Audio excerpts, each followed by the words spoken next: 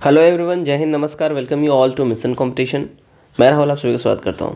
आप सभी को सबसे पहले राधे राधे, जय श्री राम।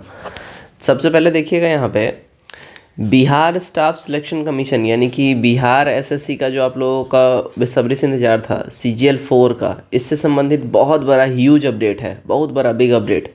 ठीक है, मैं इसके रिगार्डिंग में रेगुलर वीडियो बनाता रहा हूँ और आप लोगों को मैं खबर देता रहा हूँ और जो मैंने बोला है वो होता नज़र आ रहा है।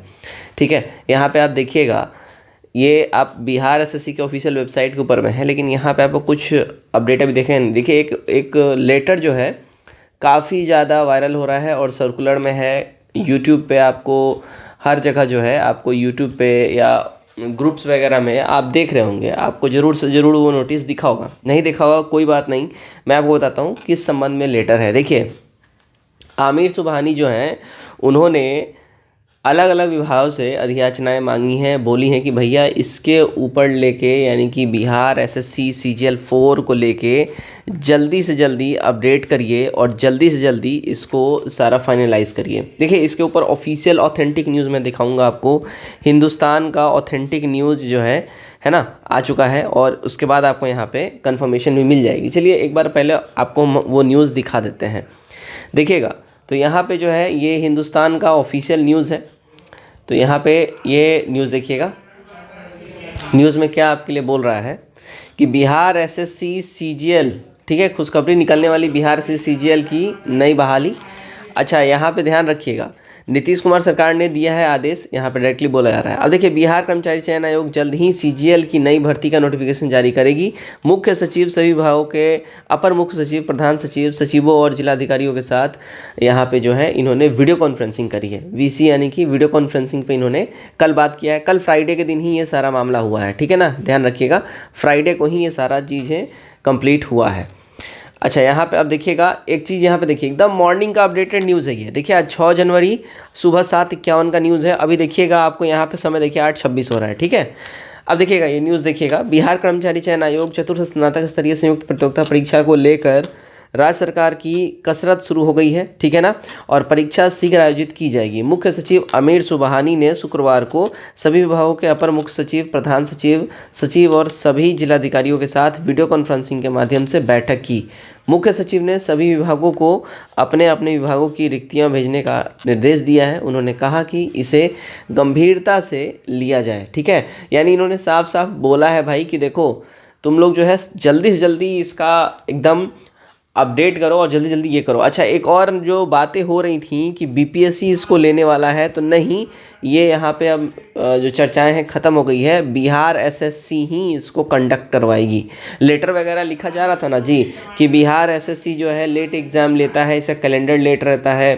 फॉर्म निकलवा दिया, फॉर्म निकलवाने के 4-5 महीना 6 महीना बाद प्रीलिम्स हो रहा है, प्रीलिम्स का रिजल्ट आने में 1.5-2 महीना लग रहा है, फिर मेंस होने में फिर 6 महीना लग रहा है। तो इसका प्रोसेस लेट था। इस संबंध में लेकर अधियाचनाएं और लेटर लिखा गया था सामान्य प्रशासन विभाग को। ठीक है, कि भैया BPSC को इसका जो है टेंडर ट्रांसफ़र कर दिया जाए और BPSC को बोला जाए ये एग्ज़ाम कंडक्ट करवाए, लेकिन BPSC नहीं लेगा। अब कंफर्म हो चुका है, बिहार SSC ही इसको लेगा, BPSC नहीं लेगा।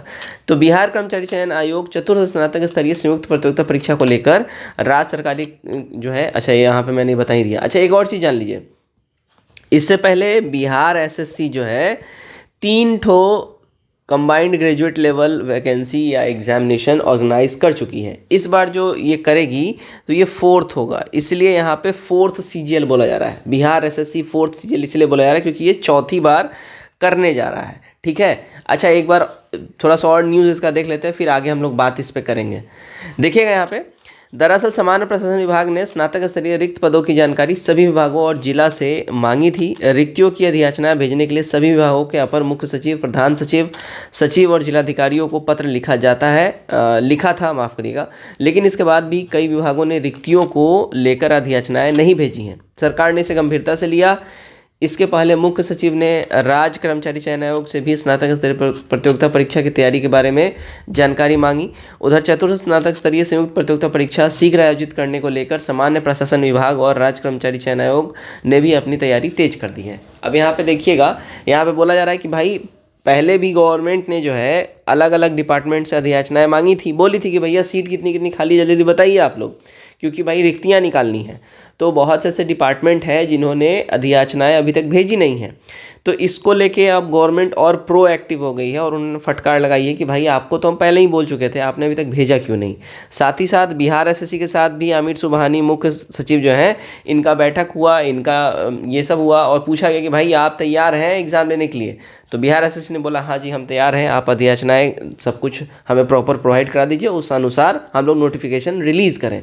तो ये बिल्कुल समझिए एक तरीके से प्रो मोड में ये सब कुछ चल रहा है। अब यहाँ पे देखिएगा, शिक्षा विभाग में रिक्त पदों की संख्या तलब की जा रही है। शिक्षा विभाग के निर्देशालय और क्षेत्रीय कार्यालय में स्वीकृत पद, कार्यरत बल और रिक्त पदों की रिपोर्ट तलब की जा रही है। साथ ही पदस्थापन की भी जानकारी मांगी जा रही है, यानी ट्रांसफ़र जो हुआ है 20 जनवरी 2016 से अब तक सरकारी सेवाओं में सभी तरह के पदों पर सीधी नियुक्ति में महिलाओं के लिए प्रावधानित 35% क्षैतिज आरक्षण के आलोक में नियुक्त की गई महिलाओं की संख्या भी मांगी गई है। इसको लेकर शिक्षा विभाग के सचिव वैद्यनाथ यादव ने सभी निर्देशालय और जिलाओं को पत्र भेजा है। ठीक है, तो इस तरह अप्रैल 2020 से अब तक नियमित संविदा तथा आउटसोर्सिंग के माध्यम से रोजगार प्राप्त महिला पुरुषों की अलग अलग संख्या भी मांगी गई है।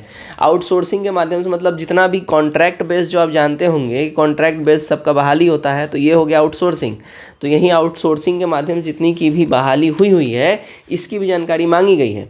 अब आप जान रहे हैं, ऐसा बोला जाता है कि एक बार अगर आप लोग बिहार में, अगर बिहारी कार्यालय में अगर आप कॉन्ट्रैक्ट बेसिस पे हो गए हैं, अगर कुछ टाइम तक काम कर लिए, तो बिहार सरकार उसको फिर परमानेंट कर देती है। ठीक है, ऐसा हमेशा देखा गया है, माना गया है।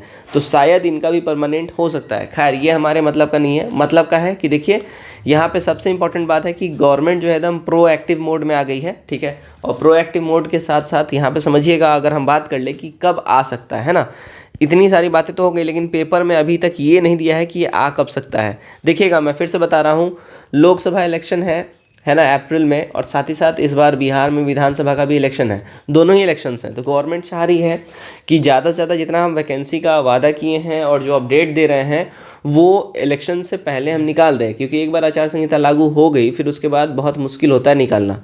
तो इसलिए गवर्नमेंट प्रोएक्टिव मोड में है कि भैया जल्दी जल्दी हम वैकेंसीज जो अपडेट हम किए हैं कि भैया हम देंगे इस बार, उसको हम पहले ही निकाल दें। तो ये ध्यान रखिएगा, फरवरी लास्ट से पहले तक आपको ये वाला वैकेंसी जो है एकदम देखने मिल जाएगा।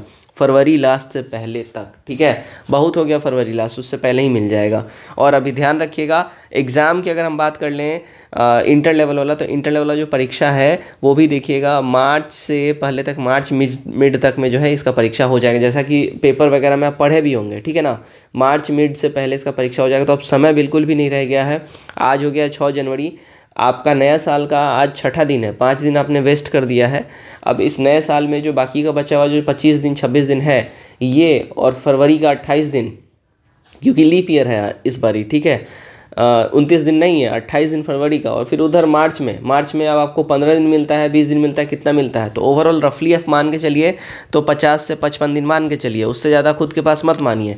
उसी हिसाब से, उसी के तहत आपको तैयारी करनी पड़ेगी। ठीक है, तो मैं यही बोलूँगा कि तैयारी जम के कीजिए, और इस बार आपके पास गोल्डन अपॉर्चुनिटी है। तो बिहार एसएससी इंटर लेवल का तैयारी जम के कीजिए, क्योंकि इंटर लेवल और ग्रेजुएट लेवल दोनों का सिलेबस सेम है। अगर आप इसका तैयारी कर रहे हैं तो बाय डिफ़ॉल्ट आपका सीजीएल का भी तैयारी हो रहा है, तो आपका बेहतरीन और धुआंधार तरीके का तैयारी हो जाएगा। अपडेट कैसा लगा, न्यूज़ कैसा लगा, कमेंट करके ज़रूर बताइए। कितने लोग आप लोग वेट कर रहे हैं कि बिहार से सीजीएल 4 आए, कमेंट करके ज़रूर बताइए। और एक बार अपने दोस्तों के साथ इस न्यूज़ को शेयर ज़रूर कर लीजिएगा, ताकि वो भी इससे अपडेट हो सकें। धन्यवाद।